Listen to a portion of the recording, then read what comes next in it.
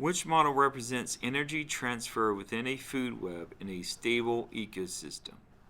Well, it's always going to go from producers to primary consumers, secondary consumers, so forth and so on.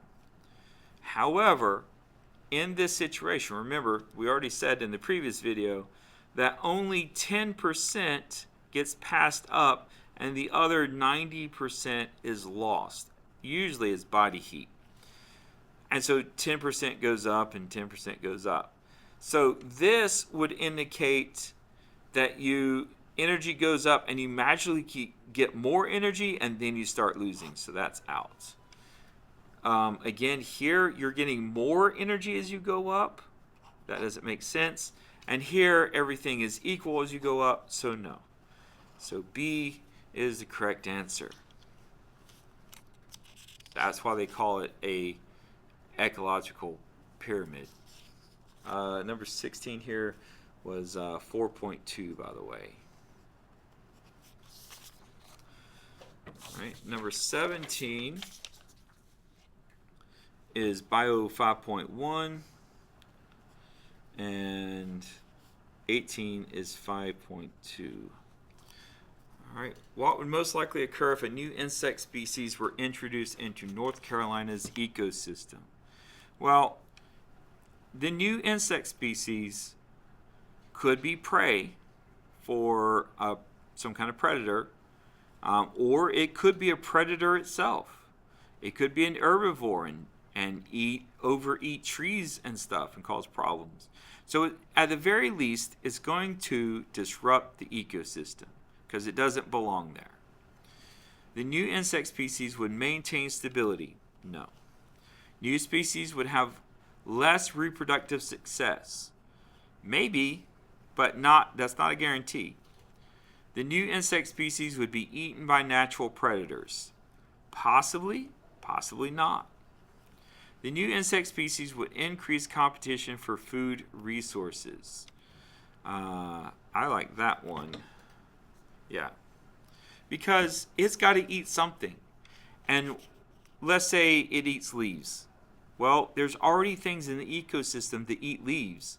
So that's going to increase competition because now you've got two species eating leaves. Which human action could best reduce global climate change?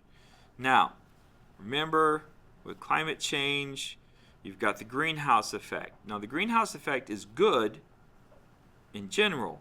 The problem is we have increased the greenhouse effect by adding carbon dioxide to the atmosphere. Carbon dioxide is really good at trapping heat in the atmosphere. Okay? So, which human action could best reduce global climate change? Increasing the ozone layer. Maybe, but I don't think so. I don't think it's very practical at the very least. Converting to carbon-free energy. That would help. Monitoring smog levels in urban areas. Well, monitoring is good. It collects data, but it doesn't do anything. It doesn't reduce anything. Protecting fresh water against pollution. This is something that should be done. It does not affect climate change, so no. So we go here with B.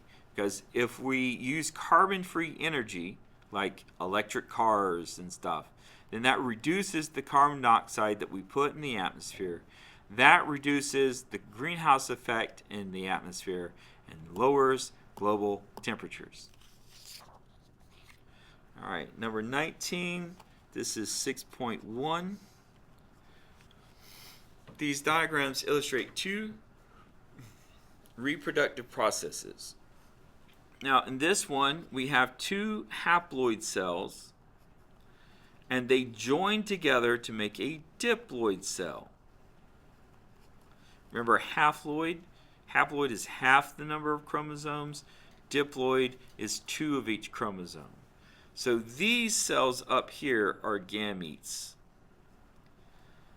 This cell down here is a zygote, a fertilized egg. So this process is fertilization. This cell over here, we have one diploid cell that splits in two and gives us two diploid cells. So this is mitosis, which I misspelled. All right, which statement best explains the process? Now notice how I've already interpreted the graph, the image. I've annotated it. Now I know you're going to be doing your work on paper or online, but you're going to have scratch paper. Use it. Process X results in cells that have more genetic variation than those produced by Z. That sounds good to me because this is a combination of the parent's gametes. On the other hand, this is just copying. This is copying of the cell. All right, so there's no variation here. Process X results in cells that have less genetic variation than those produced by Z. No. If anything, they would have more. Process X results in one cell that has the exact same DNA as the parent cells. No. These have half the number of chromosomes. This is a combination of their chromosomes, so that's not going to be identical. No. Process X results in one cell. No, clearly has two cells. So it's not that one either. So it's got to be A. Okay. Again, don't let long answer choices confuse you. Take it one question at a time.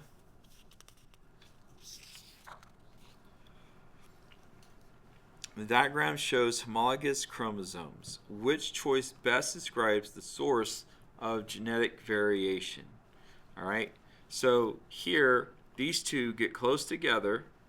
Their little legs actually cross over and they switch pieces of chromosome. So this is literally called crossing over. Okay, so that is the answer. Number 20 is 6.2, by the way.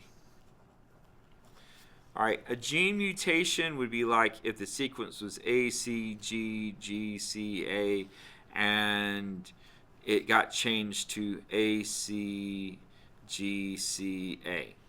That is a mutation. Okay. Or if it ended up being A, C, C, G, G, C, A. All right, that's a mutation. Non-disjunction is, so when we talk about meiosis, you have one cell with, if we're talking humans, 46 chromosomes. It's going to divide. And then those cells divide again. You end up with 4 cells with 23 chromosomes each.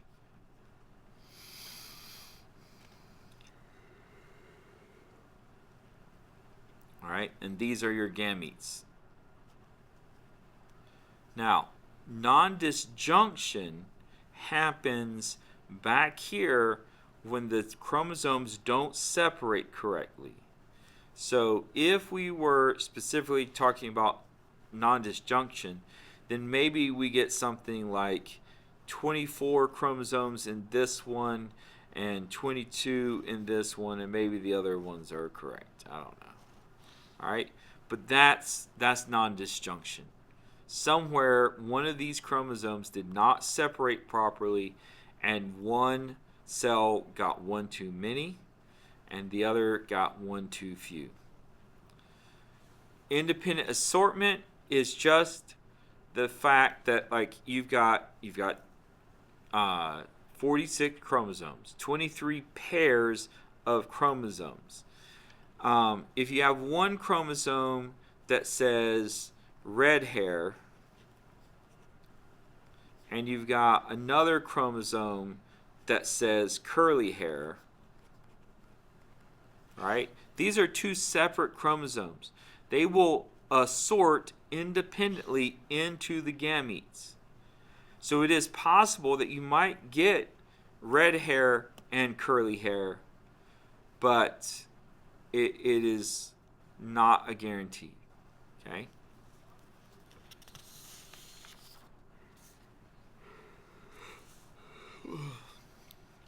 The Punnett square below represents the gametes of a mother and a father for a certain blood type. All right, now I know this is the Punnett square, but I'm going to draw one because Punnett squares are fun. Click and drag the appropriate combinations of gametes reflecting the possible genotypes of their children. Only one combination should go in each cell. So if this was on the computer, you would click and drag to whichever box you thought went there. Okay. Now we see that the mother is AO and the father is BO. Now remember, this is an example of codominance and dominance. So A and B are codominant because they can both show up at the same time. But they're also dominant to O, type O blood. Okay. So if these two parents were to have offspring, there is a 25% chance they will have a child with type AB blood.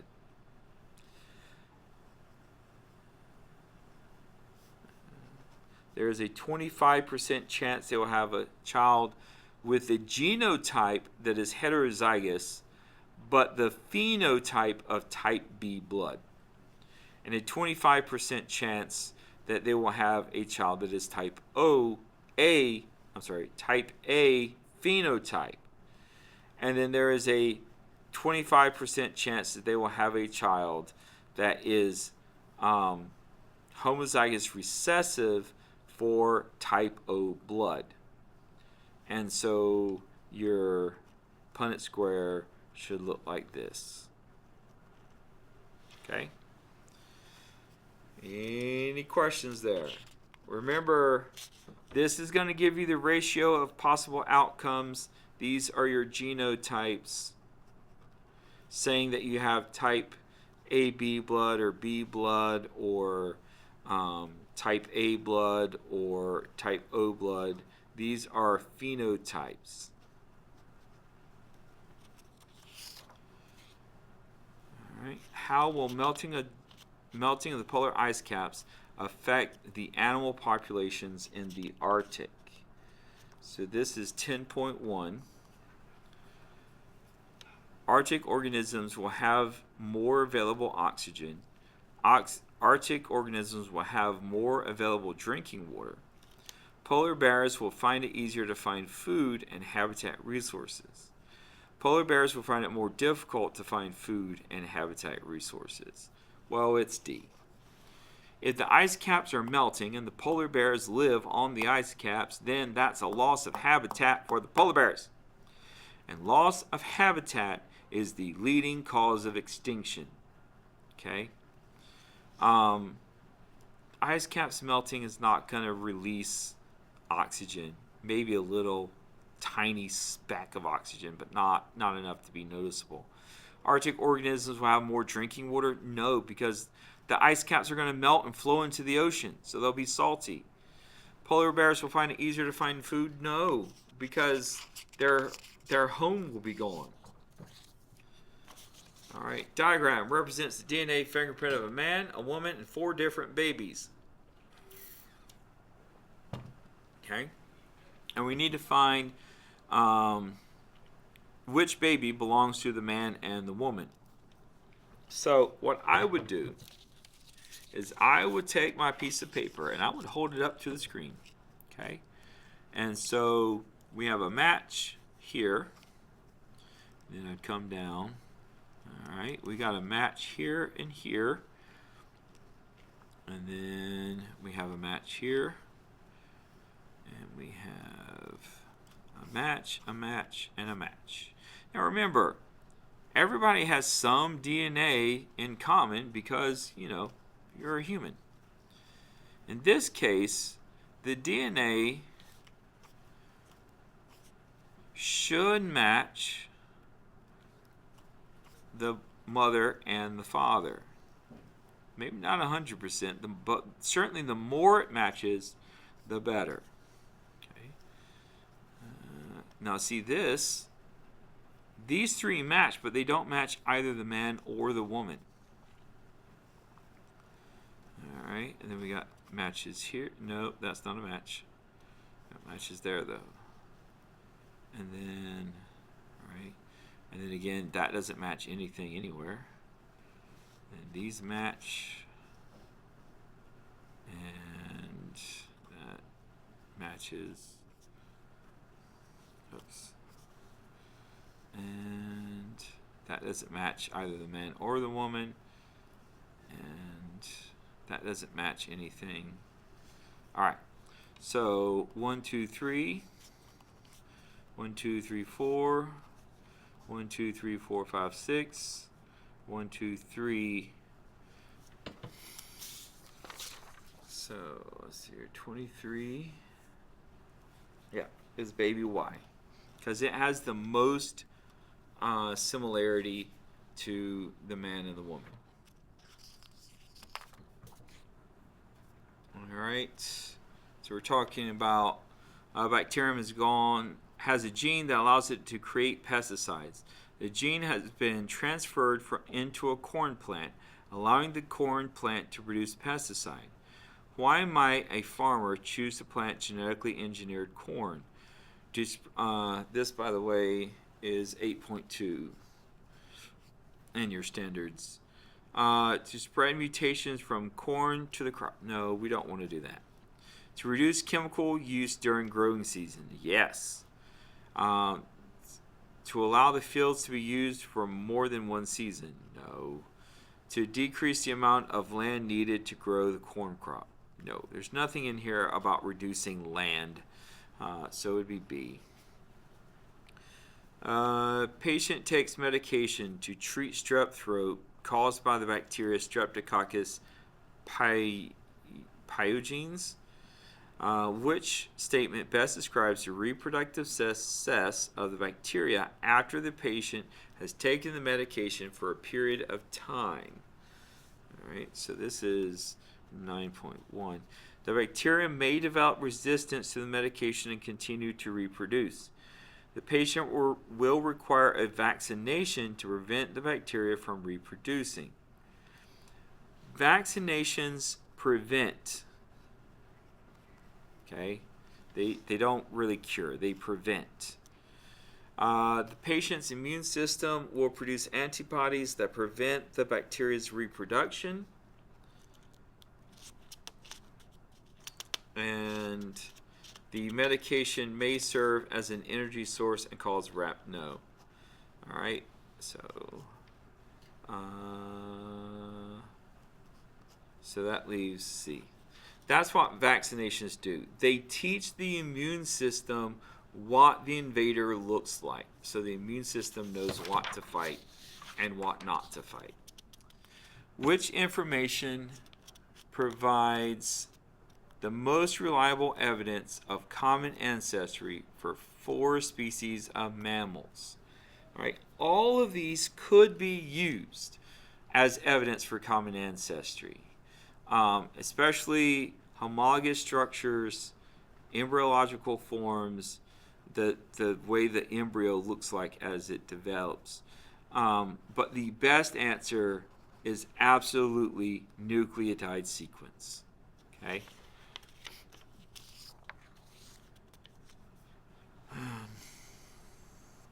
A marine biology program has monitored the population of sharks in the southern Atlantic Ocean for over 100 years. The population has been very successful over this period of time. The biologists hypothesize that natural selection has been acting on the population, increasing its ability to thrive. Select the 3 observations that best support the hypothesis. All right. This is number 27. All right. The sharks have been able to adapt to the changes in the environment. Individuals differ from one another as a result of genetic diversity.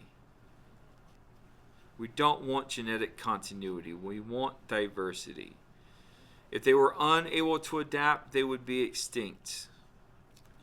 The average number of births has been greater than the average number of deaths. So yeah. If the births have been greater, wait. Yeah, I said the right one and marked the wrong one. Be this one. So you and you and you. The average number of births has been greater than the average number of deaths in the population. If births are greater than deaths, the population goes up. If births are less than deaths, the population goes down. If birth equals death, then the population stays the same. A population of rabbits lives in a forest. Some of the rabbits have a mutation that results in extra powerful hind legs. What will most likely happen to the population of rabbits if a population of wolves is introduced to the forest? Well, maybe with those extra powerful hind legs they can escape from the predators or kick them in the face. I don't know. But generally, the population of wolves is going to eat the rabbits and decrease the population of rabbits. The number of rabbits with normal legs will increase over time because their DNA is not mutated. The number of rabbits with powerful legs will increase over time because they can better escape the wolves. That sounds good. If they can escape the wolves, they're more likely to reproduce and pass on their genes. The total number of rabbits will decrease over time because all rabbits have an equal chance of getting eaten. Total number of rabbits will decrease over time. No. So the best answer would be B.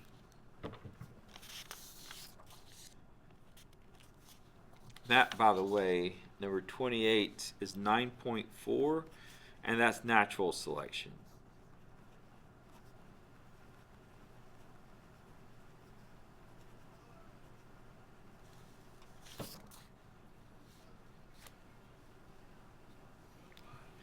An enzyme has an optimal temperature of 25 degrees Celsius. During an experiment, which action would most likely increase the rate of the reaction? Okay, enzymes speed up chemical reactions. At the optimal temperature, they're going to do that the best. Anything less or above the optimal temperature will decrease the activity of the enzyme. So if we decrease the light intensity doesn't affect the enzyme. Right? Increasing the temperature above 25 degrees. No. Decreasing the amount of substrate available. No.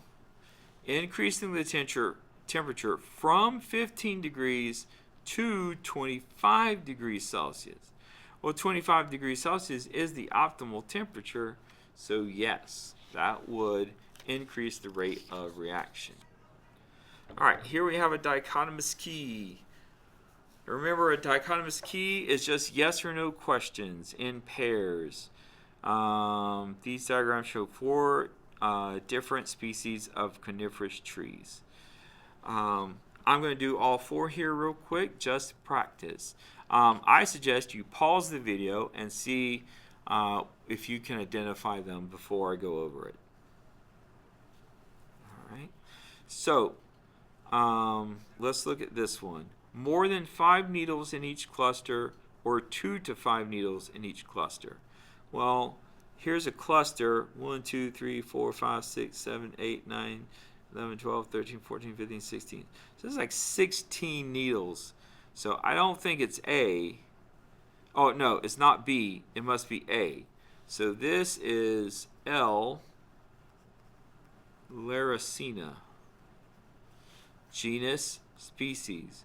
Genus is always capitalized. Species is not.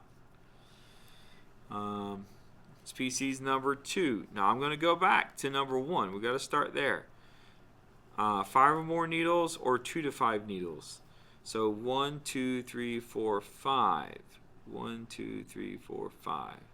All right, so this to me looks like it might be B. Go to number 2.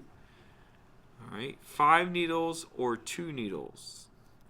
1, 2, 3, 4, 5. 1, 2, 3, 4, 5. 1, 2, 3, 4, 5. All right, I counted more than one just in case there was, a squirrel ate some of the needles or something. So this looks like it would probably be Pinus strobus. All right, species 3, we go back to step 1. 5 needles or 2 to 3 needles. 1, 2, 1, 2, 1, 2, 1, 2, 1, 2, 1, 2, 2. All right, so we go back to 2 to 3 or 2 to 5. That says go to 2. It's got 2 clusters. 2 needles in each cluster. Go to 3. Long needles clustered in pairs or short needles clustered in pairs. They look longer to me, so I would say this would be Pinus resinosa.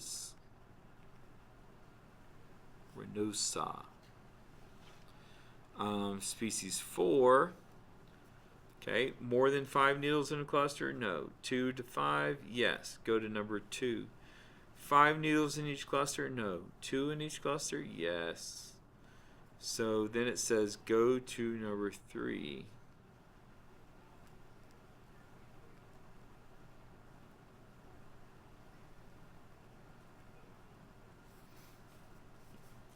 All right, now that we've identified those, we get here and we have to click and drag the characteristic with the scientific name. Now, Laricina was the first one we did. 5 needles in each cluster. I'm sorry, more than 5. So this would be number 1. And then number 2, 5 needles in each cluster. The only one that had 5 needles would be Pinus strobus. So this should be number 2. Number 3, we identified as Pinus resinosa. So I'll call that 3B. This would be 3A. All right. And we know that Pinus resinosa has long needles clustered in pairs. So this would be number 3A. And Pinus banksiana, which was number 4, has short needles clustered in pairs. This is number